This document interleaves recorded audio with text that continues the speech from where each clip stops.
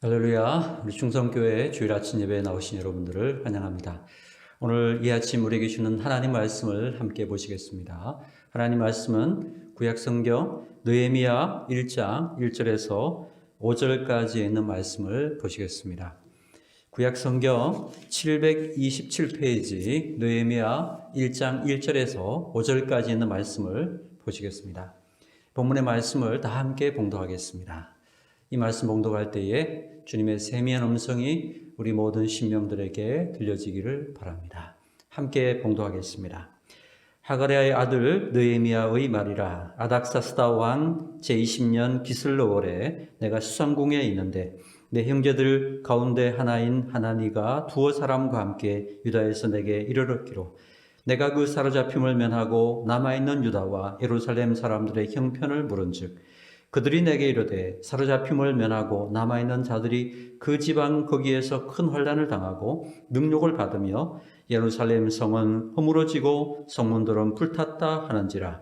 내가 이 말을 듣고 앉아서 울고 수일 동안 슬퍼하며 하늘의 하나님 앞에 금식하며 기도하여 이르되 하늘의 하나님 여호와 크고 두려우신 하나님이여 주를 사랑하고 주의 계명을 지키는 자에게 언약을 지키시며 긍휼을 베푸시는 주여 간구하나이다. 아멘. 잠시 기도하겠습니다. 사랑의 하나님, 복된 주일을 허락해 주시고 이 시간 우리가 다 함께 한자리에서 예배드리지는 못하지만 각자의 처소에서 주님의 이름을 부르며 주님 앞에 예배하게 하시니 감사합니다. 이 예배 가운데 주님께서 성령으로 기름 부어주시고 예배하는 각인의 심령에 충만한 은혜와 하늘의 위로와 새힘 부어주시기를 원합니다. 말씀을 들을 때 잘 이해할 수 있게 하시고 깨닫게 하시고 또 그 말씀대로 실행하고 준행하여 하나님의 능력을 삶의 현장 가운데 경험할 수 있게 인도하여 주옵소서. 이 시간 종은 십자가에 감추시고 오직 진리의 말씀만을 잘 전할 수 있도록 성령이 함께하여 주옵소서. 예수 그리스도 이름으로 간절히 기도하옵나이다. 아멘. 할렐루야. 복된 주일 아침 우리 각 가정에서 예배하는 우리 중성교회 모든 지체들을 환영하고 축복합니다. 우리 예배를 통해서 주님께서 주시는 위로와 평강 그리고 능력과 은혜가 여러분의 심령 가운데 충만하게 임하게 되시기를 주님의 이름으로 축원합니다. 우리 함께 예배하는 아주 귀한 가족들 한 사람 한 사람들을 돌아보면서 한번 축복하며 한번 인사하면 좋겠습니다. 당신은 존재만으로도 너무 소중합니다. 한번 인사하시기 바랍니다. 당신은 존재만으로도 너무 소중합니다. 저는 오늘부터 주일 예배 말씀으로 느헤미야서를 함께 나누도록 하겠습니다. 자, 오늘은 느헤미야의 첫 번째 시간으로 하나님의 위로가 모든 시험을 이기게 한다. 하나님의 위로가 모든 시험을 이기게 한다라는 제목으로 하나님 말씀 증거하도록 하겠습니다. 자, 느헤미야서는요, 일전에 말씀드린 것처럼 느헤미야가 썼다라기보다는 에스라가 썼을 가능성이 높다 이렇게 본다고 했습니다. 짧게 그 한 가지의 어떤 증거라고 할까요? 그럴 가능성의 근거를 제시하자면 1절 말씀이 바로 거기에 있습니다. 자, 1절 말씀에 이렇게 보면 아닥사스다 왕 제20년 기슬로월에라는 말이 있습니다. 여기 아닥사스다 왕이라고 하는 이 말은요, 히브리어 성경 원문에 보면은 빠져 있습니다. 없는 말입니다. 우리가 성경을 보면은 성경 기자들이 책을 기록할 때에 항상 언제 썼느냐 왕을 기준해서 이렇게 기록을 하고 있죠. 자, 그런데 언제 썼느냐라는 것이 빠져 있어요. 그러니까 아닥사스다 왕을 빼고 나면은 그냥 기슬로월이라는 기슬로월에 사용됐다. 20년 기슬로월에 이렇게 되어 있거든요. 이것은 그 어떤 의미가 있습니까? 앞에 있는 것을 연결했다라는 그런 의미가 있는 것이죠. 제20년 기슬로월에 이렇게 바로 시작한다라는 것은 앞에 있는 내용과 연결되어 있다. 그러니까 한 저자가 썼는데 이것은 두 권으로 이렇게 나눠져 있는 것이다. 이렇게 보는 시각이 많다라는 거죠. 그래서 느헤미야가 썼다라기보다는 에스라가 썼다 이렇게 볼 수 있다라는 것입니다. 또한 에스라서와 느헤미야서의 연대 차이가 얼마냐? 이것은 아주 정확하게 나타날 수 있습니다. 에스라서 7장 7절에 보면 아닥사스당 왕 제7년에 에스라와 그를 추종하는 사람들이 함께 예루살렘으로 올라왔다라는 그 연도가 있습니다. 자, 그리고 오늘 본문 느헤미야 1장에 보면은 그 연도가 언제라고 나오고 있습니까? 아닥사스다 왕 제20년. 그러니까 몇 년 차입니까? 13년 차입니다. 13년 차이를 두고 에스라와 느헤미야서 그 사이가 있다라는 거죠. 자, 우리 다시 한번 복습을 한번 해보겠습니다. 이스라엘이라는 국가가 사울, 그리고 다윗, 그리고 솔로몬을 거치면서 통일 국가였죠. 한 나라로서 큰 부흥을 누리다가 솔로몬이 타락함으로 말미암아 나라가 두 개로 쪼개지게 됩니다. 그래서 북왕국 이스라엘과 남왕국 유다로 나누어지게 됐죠. 어쩌면 유대민족의 역사는 우리 대한민국의 역사와 닮아 있다 이렇게 볼 수 있습니다. 두 개의 국가로 쪼개져 가지고 그 역사가 쭉 이어져 오다가 북왕국 이스라엘이 기원전 722년에 아수르에 의해서 먼저 멸망을 했습니다. 아수르는요, 이 정복 국가에 대해서 식민 그 정책을 아주 강하게 했습니다. 그래서 강제 이민을 시키고 또 혼혈 정책을 사용해 가지고 유대인들을 막 강제로 흩었다는 거죠. 그래서 그 강제 이민 정책에 의해서 보내진 자리에 타민족을 거기에다 데려와서 살게 했다라는 것입니다. 자, 그런 대표적인 도시가 북왕국의 수도 사마리아성이라고 했습니다. 그래서 그러한 역사가 한 500-600년 정도 이어져서 예수님 당시에 정통 유대인들은 사마리아인들을 잡족이고 혼혈족이다. 정통 유대인들이 아니다. 이렇게 해서 땅도 밟지도 않고 그들을 무시하는 그런 문화를 가지게 되었다라는 것을 우리가 알 수 있었습니다. 자, 또 남왕국 유다는 기원전 586년에 바벨론의 느부갓네살 왕에 의해서 멸망되었습니다.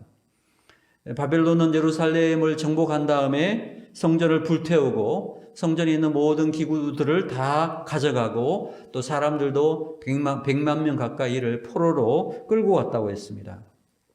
자, 이렇게 나라가 완전히 멸망했는데 하나님께서 이 모든 일들을 선지자 예레미야를 통해서 이미 예언해 놓으셨다라는 거예요.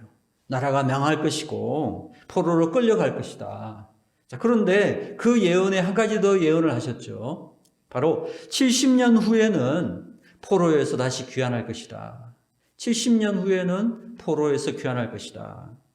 자, 과연 그 말씀대로 70년이 되니까 어떤 일이 났습니까? 페르시아의 고레스라는 왕을 하나님이 사용하셔서 고레스 칙령을 내리게 됐죠. 그리고 모든 유대인들은 예루살렘으로 올라가서 성전을 지어라. 이렇게 하나님께서 고레스를 통해서 포로를 돌리셨다라는 거죠. 자, 포로가 돌아올 때에 3차에 걸쳐서 돌아오게 됐다고 했습니다. 1차는 언제입니까? 스룹바벨을 중심해 가지고 돌아오게 됐는데 그들이 돌아와서 제일 먼저 한 일이 무엇이었죠? 성전을 재건한 것. 그래서 그때 당시 성전을 스룹바벨 성전이다 이렇게 부른다고 했습니다. 2차 귀환은 누굽니까? 대표 인물이 에스라였죠. 에스라는 돌아와서 무슨 일을 했습니까? 바로 이스라엘의 영적 부흥을 위해서 하나님 말씀을 가르치고 또 기도하고 이런 영적 부흥을 위해서 굉장히 애를 쓰고 힘썼던 그러한 인물이었다는 것입니다. 자, 그리고 3차 귀환인데요. 그 3차 귀환의 대표적인 인물이 누구냐? 바로 오늘 우리가 읽기 시작하는 이 느헤미라고 하는 분입니다. 느헤미야는 돌아와서 무엇을 했느냐 하면 무너진 예루살렘 성벽을 재건했어요. 예루살렘 성벽을 그리고 성문을 만들어서 붙였습니다. 불타버린 성문과 허물어진 성벽을 재건을 하는 일을 했다라는 것입니다. 자, 오늘 보면 느헤미야 1장은 느헤미야의 기도가 기록되어 있는 그러한 내용이라고 할 수 있습니다. 느헤미야의 기도의 특징이 무엇이었느냐? 바로 하나님의 위로를 구하고 하나님의 위로가 임하는 그러한 기도였다라는 것입니다. 어떻게 하나님의 위로가 있었습니까? 바로 느헤미야의 눈물에 애통하는 그 기도, 애통하는 눈물의 기도가 바로 하나님의 위로를 가져오는 그러한 기도의 응답이었다라는 것입니다. 애통하는 눈물이 있는 곳에 하나님의 위로가 임하게 된다라는 것입니다. 사실은요, 느헤미야 전체가 사실은 하나님의 위로라고 할 수 있습니다. 왜냐하면 느헤미야라는 이름, 이 느헤미야라는 이름의 뜻이 뭐냐 하면 여호와는 나의 위로이시다. 하나님의 위로하심, 위로라는 뜻입니다. 위로. 느헤미야라는 이름의 뜻이 뭐라고요? 위로. 하나님은 나의 위로자가 되신다. 이런 의미라는 것입니다. 느헤미야는 세상적으로 볼 때 그는 성공한 사람이에요. 그는 왕의 술 맡은 자로서 굉장히 높은 고위직에 있었던 사람이었고, 또 예루살렘으로 돌아올 때도 유다의 총독으로 돌아오는, 그래서 상당히 성공한 사람이었지만 느헤미야는 자신의 위로를 그런 세상적인 성공에다가 두지 아니하고 오직 하나님을 자신의 위로로 삼는 그러한 사람이었다. 하나님을 자신의 위로의 근거로 삼았던 사람, 그가 느헤미야였다라는 것입니다. 여호와는 나의 위로자가 되신다. 그게 느헤미야라는 뜻이죠. 우리가 인생을 살아가면서 때로 힘들고 어려울 때 주위에서 사람들이 해주는 그런 위로들이 굉장히 힘이 날 때가 있죠. 그렇지 않습니까? 굉장히 힘들고 어려울 때 전화 한 통, 또 방문해서 격려해주고 위로할 때 우리는 참 낙심 가운데서 용기를 얻는 그런 경험을 할 수 있다는 것입니다. 그런데 여러분, 하나님께로부터 받는 위로를 받으면 어떨까요? 하나님께로부터 받는 위로는 어떨까요? 말로 표현할 수 없는 최고의 위로가 될 수 있다는 거죠. 말로 표현할 수 없는 것입니다. 저는 어쩌면 지금 우리들에게 가장 필요한 것, 이 대한민국, 조국 대한민국이 가장 필요로 하는 것, 우리 교회가 가장 필요로 하는 것, 우리 가정이 가장 필요로 하는 것, 나 자신에게 정말 가장 필요한 것은 뭐냐? 바로 하나님의 위로라는 것입니다. 우리가 1년 가까운 시간 동안 코로나로 인해서 스트레스를 받아서요, 여기저기서 우울증에, 불안에, 정말 사람들마다 힘을 잃고 낙심하는, 그래서 너무너무 마음이 힘들어하는 그러한 사람들이 많다라는 것입니다. 지금 우리들에게 정말 필요한 것이 무엇이겠습니까? 바로 주님의 위로의 손길이라는 거예요. 위로의 손길. 자, 위로라는 말의 영어는요, comfort입니다. comfort. 이 말은 두 개의 단어가 합쳐져 있는데요. 하나는 come이라는 것과 또 하나는 fort라는 것이 합쳐져 있습니다. 자, come이라는 말은요, come이라는 말이 붙으면 일반적으로 뭐뭐와 함께 이런 뜻이 있어요. with 이런 의미가 있습니다. 그리고 fort라는 말, 이 fort라는 말은요, 힘이라는 의미가 있습니다. 힘. 그래서 우리가 음악 기호 중에서 포르테가 있죠. 포르테. 이 포르테라고 하는 건 뭐냐? 강하게 이런 뜻이죠. 포르테시모 그러면 뭐죠? 매우 강하게. 포르테시시모 그러면 엄청 강하게 뭐 이런 뜻이에요. 그래서 이 어근에 따라서 그 포르테 이것은 힘이라는 말의 의미예요. 자, 그래서 이 두 개를 합치면 어떻게 됩니까? 함께 힘이니까 함께 있으면서 힘을 주는 것, 이것이 바로 comfort, 바로 그것이 위로라는 뜻입니다. 함께 있으면서 힘을 주신다. comfort. 하나님의 위로하심과 사람의 위로가 바로 여기에서 차이가 나는 부분이죠, 여러분. 사람의 위로는 뭐예요? 공감적인 성격이 강하죠. 함께 해주고, 함께 아파해주고, 함께 마음을 나누어주고, 등을 따뜻거려주는 그러한 위로라면, 하나님이 주시는 위로는 어떤 위로입니까? 실질적으로 함께 계시면서 힘을 더해 주시는 거예요. 힘을 부어 주시는 거예요. 힘을 공급해 주시는 거예요. 차원이 다른 위로라고 할 수 있습니다. 느헤미야의 기도는요, 하나님의 위로가 임하는, 다시 말하면 하나님의 도우심과 힘을 부어주시는 그런 은혜가 임하는 기도였다라는 것입니다. 하나님은 나의 위로가 되신다, 느헤미야.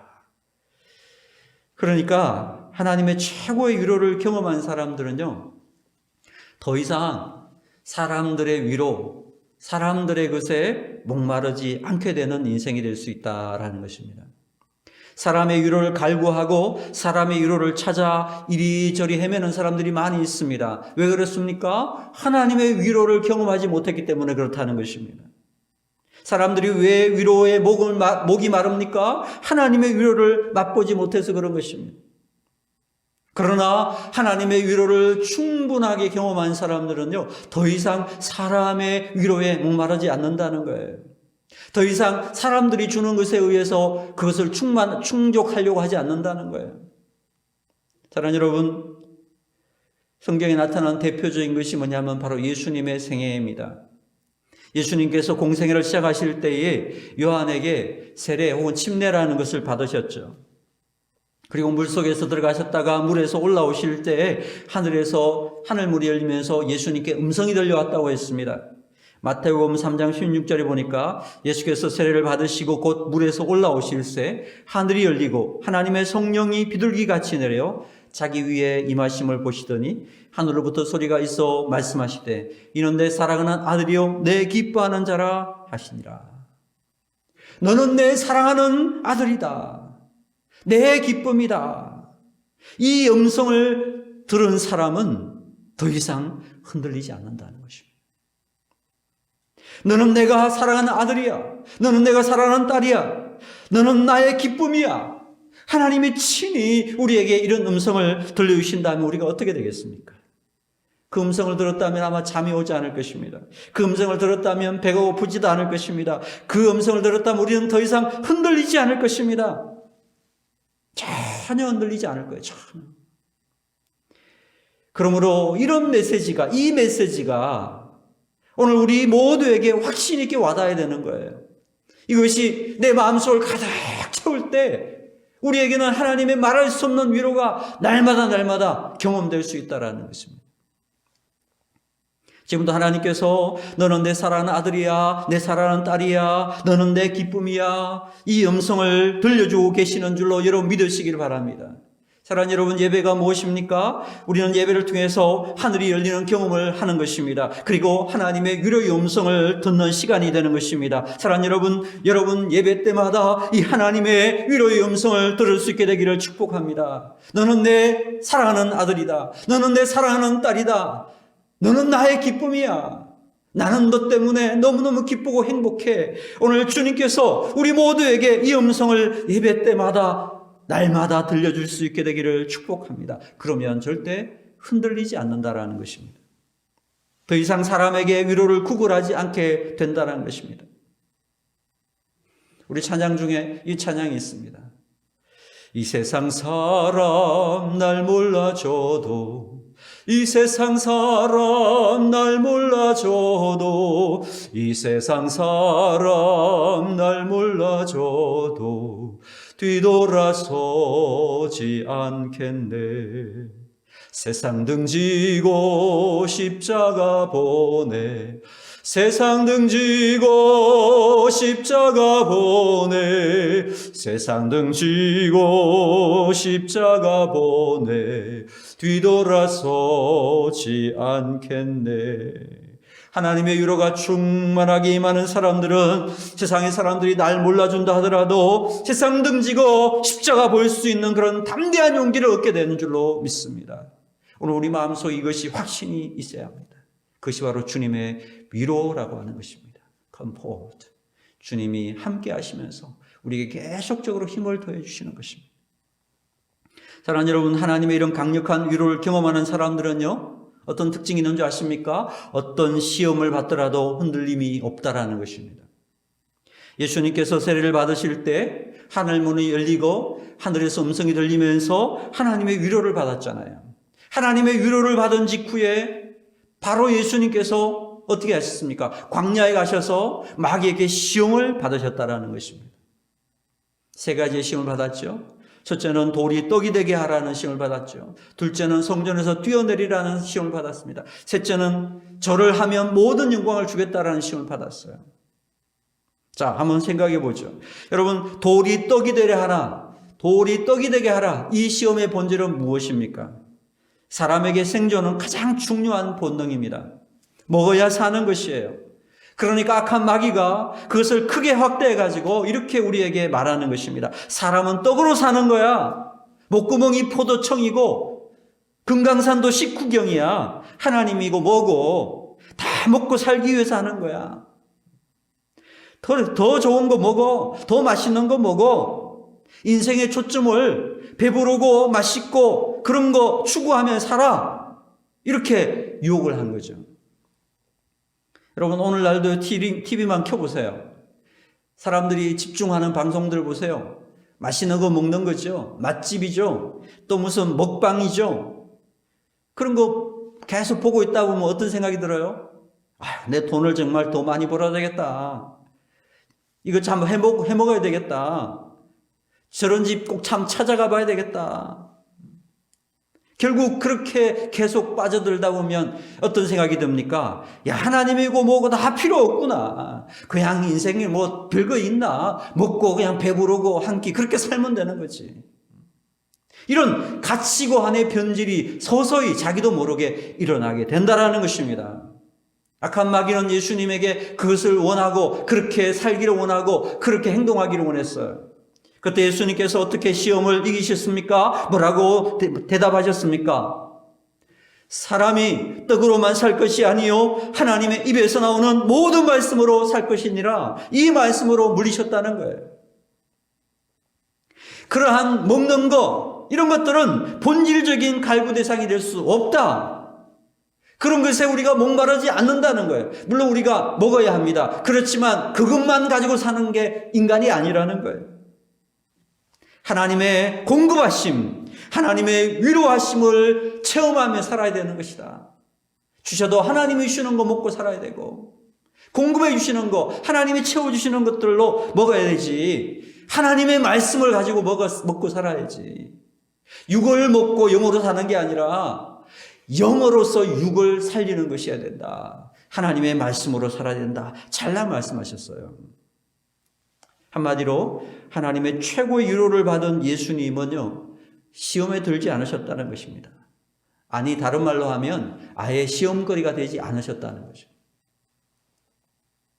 둘째 시험 뭐였습니까? 성전 꼭대기에서 뛰어내리라. 이것이 시험이었죠.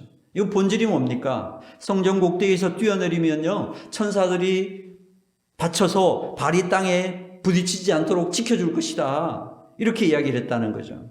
이렇게 하면 많은 사람들이 집중해서 보게 될 것이고 환호하게 될 것이고 사람들이 당신을 인정하게 될 것이고 당신을 지지하고 당신은 한마디로 슈퍼스타가 될 것이다. 한마디로 바로 슈퍼스타가 되는 거야.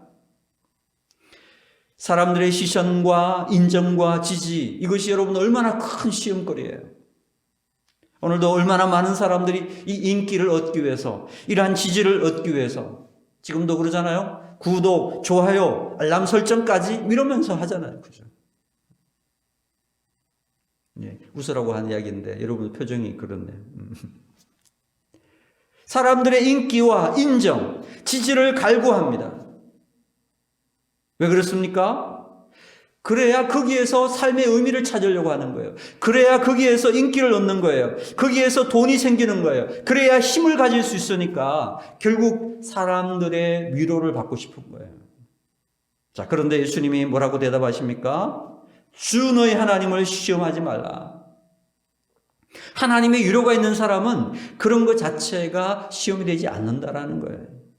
하나님의 위로가 충분하기 때문에 더 이상 사람들에게 목마르거나 사람에게 위로를 구하지 않게 되는 것이다. 시험 자체가 되지 않았죠. 세 번째 시험이 무엇이었습니까? 마귀 자기에게 절하면 천하만국과 영광을 다 주겠다고 시험을 했습니다. 절 한번 하면 다 주겠다. 다 주는 거 뭐예요?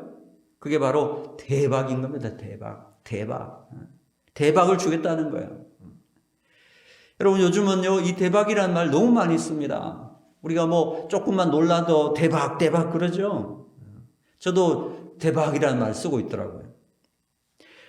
우리가 하도 없이 살다 보니까 누가 공짜로 준다고 그러면 어떤 분은 그래요. 공짜라면 양잿물도 마신다고. 우리가 매일 대박을 구하면서 쫓아다녀요. 로또 한 장을 가지고 인생을 겁니다. 그런 사람 너무너무 많습니다. 자, 그런데요. 오늘 이렇게 절을 하면 모든 걸 주겠다고, 대박의 인생을 주겠다고 이야기하는 거, 여기에 대해서 예수님이 뭐라고 말씀하셨습니까? 주 너희 하나님께 경배하고 다만 그를 섬길지어다. 사랑하는 여러분, 하나님의 위로가 임하는 인생은요, 사실 대박이 필요한 것이 아닙니다. 필요하지 않아요. 우리는 이미 하나님이라고 하는 대박을 받은 인생이라는 거예요. 아멘입니까? 하나님이 우리의 대박이신 거예요. 우리는 시냇가에 심겨진 나무가 된 것입니다. 시냇가에 심겨졌기 때문에 우리는요, 날마다 공급받는 거예요. 날마다, 시절마다 아름다운 열매들을 풍성하게 맺기 때문에 한 번의 대박으로 사는 존재가 아니라는 거예요. 하나님의 위로를 주야로 받는 것입니다. 하나님의 말씀을 듣고 그 말씀 붙잡고 그 말씀 안에서 하나님과 친밀한 교제를 나누면서 그렇게 하나님 안에 살아가는 사람들, 이런 사람들은 매일매일이 대박이라는 거예요. 아멘. 매일매일 우리는 경험하는 거예요. 근데 그 한 번에 우리의 목숨을 걸 수 있습니까? 한 번에 유혹에 넘어갈 수 있습니까? 아니죠. 가장 크신, 가장 위대하신 창조주 하나님을 만난 이것이야말로 우리 인생의 대박 사건이죠. 그러니까 우리는 시험 들지 않는 거예요. 예수님이 시험을 이긴 결정적인 이유는 뭡니까? 바로 세례 받으실 때에 너는 내 사랑하는 아들, 내 기쁨이라는 하나님의 위로가 충분하게 임하여 있었기 때문이라는 것입니다. 하나님의 위로를 다 받고 나니까 더 이상 이제 시험이 되지 않더라는 거예요. 사랑하는 여러분, 우리도 마찬가지입니다. 하나님의 최고의 위로를 받은 사람은 더 이상 세상의 것에 목마르지 않는다는 것입니다. 세상의 것을 갈구하지 않게 된다라는 것입니다. 더 이상 이 세상의 것들이 우리를 시험할 수 없게 된다라는 것입니다. 그러니까 하나님의 위로를 받은 사람들은요, 시험을 이깁시다, 유혹을 물리칩시다, 이렇게 결심하고 다짐하고 무슨 구호를 외치는 그런 인생으로 사는 게 아니라는 것입니다. 하나님의 위로를 받은 사람은요, 더 이상 시험이 시험될 수가 없다라는 것입니다. 왜요? 하나님의 위로가 너무 크니까. 그 하나님의 위로가 너무너무 강력하니까. 아멘. 그러므로 우리가 정말 필요로 하는 게 뭐죠? 우리에게 필요한 것은 느헤미야처럼 하나님의 넘치는 위로를 날마다 우리 삶 가운데 경험하는 것이어야 된다는 것입니다. 오늘 이 말씀 나누는 형제자매님 여러분 모두가 다 느헤미야와 같이 하나님은 나의 위로가 되신다, 하나님의 위로를 경험하며 살아가는 그러한 하나님의 백성들을 되기를 주님의 이름으로 축원합니다. 날마다 경험해, 날마다 하나님의 위로. 그 하나님의 위로가 우리의 마음에 가득할 때 우리는 세상을 이길 수 있는 능력을 받는 사람이 될 줄로 믿습니다.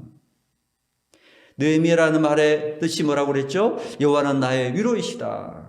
하나님의 위로를 경험한 사람, 그가 느헤미야였습니다. 특별히 느헤미야가 크게 위로를 받은 것이 무엇이었습니까? 오늘 본문 느헤미야 1장 2절에서 4절 내용을 보시면요, 바벨론에서 느헤미야가 예루살렘에 대한 소식을 전해듣게 되었다는 것입니다. 들어보니까 예루살렘 성이 허물어지고 그 성문들은 다 불타고 사람들은 능욕을 당하고 지금 난장판이 되었다라는 거예요. 지금으로 말하면 우리 코로나가 큰 전염병으로 온 세계에 퍼져 있고 경제적인 어려움과 고난이 닥쳐와서 그야말로 너무너무 힘든 그러한 시간들을 보내고 있는 상황이 되었다, 이런 이야기가 같은 것입니다. 자, 이 소식을 들은 느헤미야가 어떻게 합니까? 앉아서 울고 수일 동안을 슬퍼하며 금식하며 기도했다라는 것이에요. 자, 우리 1장 2절에서 4절까지 한번 같이 읽겠습니다. 1장 2절에서 4절 다시 한번 읽겠습니다. 시작. 내 형제들 가운데 하나인 하나니가 두 사람과 함께 유다에서 내게 이르렀기로 내가 그 사로잡힘을 면하고 남아있는 유다와 예루살렘 사람들의 형편을 물은즉 그들이 내게 이르되 사로잡힘을 면하고 남아있는 자들이 그 지방 거기에서 큰 환난을 당하고 능욕을 받으며 예루살렘 성은 허물어지고 성문들은 불탔다 하는지라. 내가 이 말을 듣고 앉아서 울고 수일 동안 슬퍼하며 하늘의 하나님 앞에 금식하며 기도하여. 왜 느헤미야가 울었습니까? 민족이 어려움을 당해서 울었습니까? 예루살렘 성벽이 무너져서 울었습니까? 아닙니다. 여러분, 이 느헤미야의 눈물은 다른 게 아닙니다. 바로 하나님의 눈물이라는 거예요. 하나님의 마음의 표현이었다는 것입니다. 하나님의 성인 예루살렘이 무너지고 불탄 모습을 하나님이 보시니까 하나님이 너무 안타까워서 느헤미야를 통해서 눈물을 흘리고 계신 거예요. 느헤미야의 눈물을 통해서 하나님의 마음이 나타나고 있는 거예요. 수일 동안 슬퍼서 금식하면서 울었다라는 것입니다. 사랑하는 여러분, 눈물에는 회복과 치유의 힘이 있다라는 것입니다. 예수님의 산상수훈에서 뭐라고 말씀하셨습니까? 애통하는 자는 복이 있나니 그들이 위로를 받을 것이며. 사랑하는 여러분, 하나님의 위로가 누구에게 임합니까? 애통하는 자에게 임한다라는 것입니다. 느헤미야 이름이 뭐죠? 여호와는 나의 위로이시다. 그 위로가 임하는 통로가 무엇이라고 했습니까? 애통하는 거. 우리도 마찬가지입니다. 우리도 하나님 앞에서 애통하는 자가 될 때 하나님의 위로를 체험하게 될 것입니다. 여러분, 성도가 누구입니까? 느헤미야처럼 하나님의 눈물이 그 눈에 맺혀져 있는 사람이라는 거예요. 이것이 하나님 백성들의 모습이라는 것입니다. 하나님의 눈물이 그 눈에 맺혀 있는 사람, 하나님의 눈으로 세상을 바라보면서 안타까움과 그 뜨거운 사랑하는 마음 때문에, 긍휼한 마음 때문에 흐르는 눈물, 그 눈물이 맺혀 있는 사람, 그가 바로 하나님의 백성이요 성도라는 것입니다. 사랑하는 여러분, 우리가 이 땅을 바라보면 지금처럼 가슴 아프고 애통해야 될 그럴 때가 또 어디에 있겠습니까? 하나님, 이 땅을 불쌍히 여겨주시고 이 땅에 하나님의 위로를 베풀어 주시옵소서. 이 땅을 긍휼히 여겨 주시옵소서. 우리의 나라와 우리 교회와 우리 가정을 긍휼히 여겨 주시옵소서. 애통하면서 하나님의 눈물이 맺혀 있는 그 사람, 오늘 바로 그 사람을 통해서 하나님은 위로를 베풀으신다라는 거예요.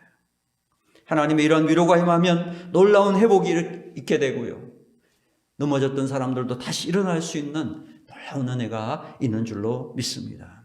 고린도후서 1장 5절에 보니까 그리스도의 고난이 우리에게 넘친 것 같이 우리가 받는 위로도 그리스도로 말미암아 넘치는도다.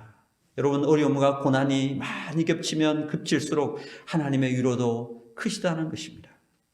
지금 이 땅에는 너무나 많은 위로가 필요합니다. 우리 한국교회에 너무나 많이 위로가 필요합니다.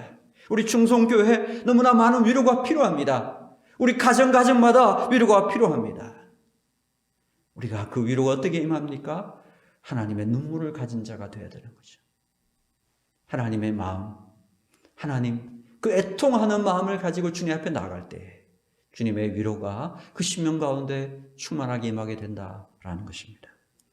우리 이 땅 살아가는 동안에 여러 가지 어려운 상황들 속에서도 하나님의 위로를 받고 회복되어서 다시 일어설 수 있도록 느헤미야와 같이 하나님 앞에서 애통함으로 나가는, 그 애통함을 통해서 하나님의 위로를 깊이 경험하는 주님의 신실한 백성들 다 되기를 주님의 이름으로 축원합니다. 우리 다 함께 오늘 말씀을 기억하고 잠시 기도하는 시간을 갖겠습니다. 오늘 주님께서 우리에게 주시는 말씀은 우리에겐 정말 하나님의 위로가 필요하다라는 것입니다. 하나님의 위로를 충분하게 받는 사람들은 더 이상 사람들의 위로를 구하지 않는다, 사람들의 위로에 목마르지 않는다라는 것입니다. 또 그 하나님의 위로는 우리의 애통하는 눈물을 통해서 임하게 되는 것이다. 이 땅을 바라보면서 우리가 애통하고 이 땅을 바라보면서 눈물로 기도해야 되는 시간이 바로 지금이라는 것입니다. 우리 두 가지를 기도했으면 좋겠습니다. 주님, 나에게 하나님의 충분한 위로를 다하여 주옵소서. 예수님에게 들려주었던 그 음성이 예배 때마다, 기도할 때마다, 말씀을 읽을 때마다 듣게 하여 주옵소서. 너는 내 사랑하는 아들이요 기뻐하는 자다. 내 사랑하는 아들이요 딸이요 나의 기쁨이 된다. 이 말씀을 매일매일 들려주시옵소서. 주님, 또한 이 민족을 위해서, 나라를 위해서, 우리 교회를 위해서, 가정을 위해서 애통하며 울 수 있는 그러한 사람이 되게 하여 주옵소서. 오늘 우리가 이러한 마음을 가지고 간절한 마음으로 주님 앞에 잠시 기도하는 시간 갖겠습니다. 함께 기도하겠습니다.